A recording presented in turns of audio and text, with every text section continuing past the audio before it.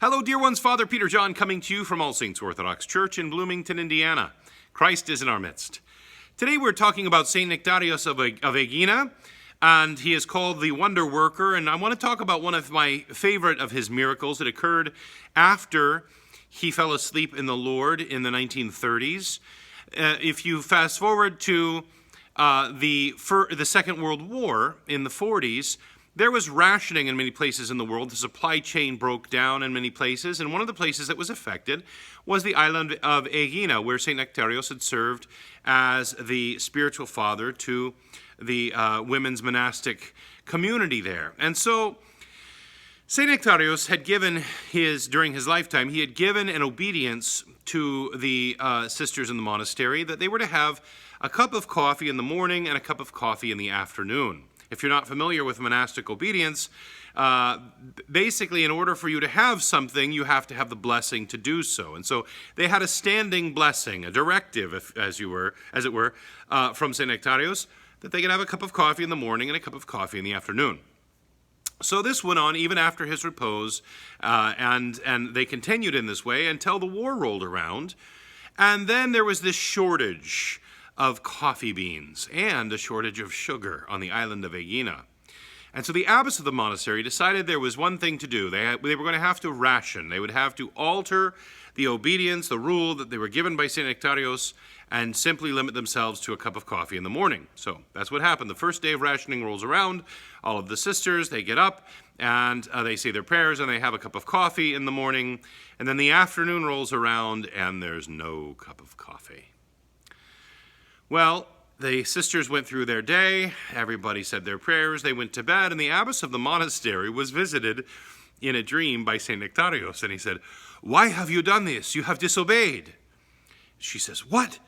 What have I done?" And he says, "I gave you an obedience. The obedience, the rule, was a cup of coffee in the morning and a cup of coffee in the afternoon. And today, you only had a cup of coffee in the morning." "Well," said the abbess of the monastery, "there is rationing. There is a supply chain breakdown. There is no coffee on Aegina. We will use up our coffee and not be able to replenish our supplies." St. Nectarios says, "It is my job to make sure that the monastery has enough coffee. It is your job to obey the obedience and the rule that you've been given by me." And so the abbess of the monastery, she wakes up, and she decides tomorrow things are going to be different. She's going to reinstate the cup of coffee in the morning and the afternoon, just like St. Nectarios had directed in his lifetime. Well, that same night, there is a supply ship that is out in the water, not too terribly far from the island of Aegina, and the captain of the ship is asleep. And in his sleep, he also is visited by St. Nectarios in a dream.